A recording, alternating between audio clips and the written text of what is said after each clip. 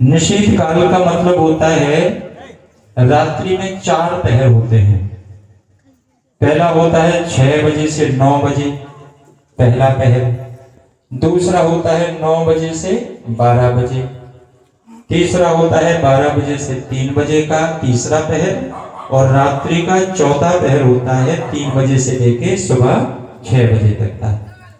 तो रात्रि को 9 बजे से लेकर के और 3 बजे तक का जो टाइम होता है ये निशीथ काल कहलाता है। 9 से 12 और 12 से 3, ये 2 समय जो रहते हैं ये निशीथ काल कहलाते हैं।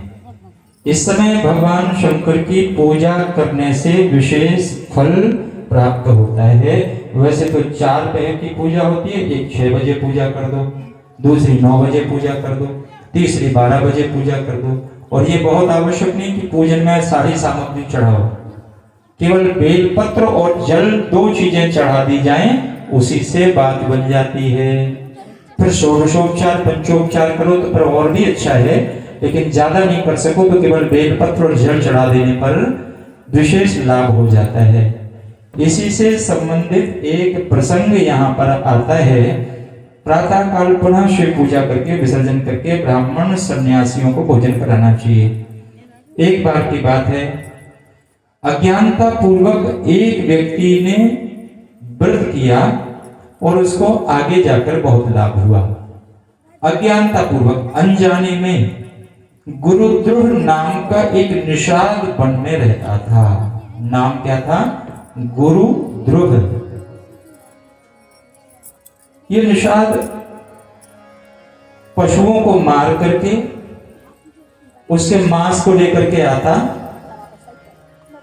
और अपने बाल बच्चों को, अपने परिवार को खिला करके अपना भरण पोषण, परिवार का पोषण किया करता था। एक बार की बात है, पूरे दिन घूमता रहा, वन में गया, जगह जगह देखा, लेकिन एक भी जंतु उसे दिखाई नहीं दिया। फिर उसने विचार किया कि मुझे किसी तालाब के पास जाना चाहिए, क्योंकि रात्रि के समय तालाब में पशु जल पीने के लिए आते हैं।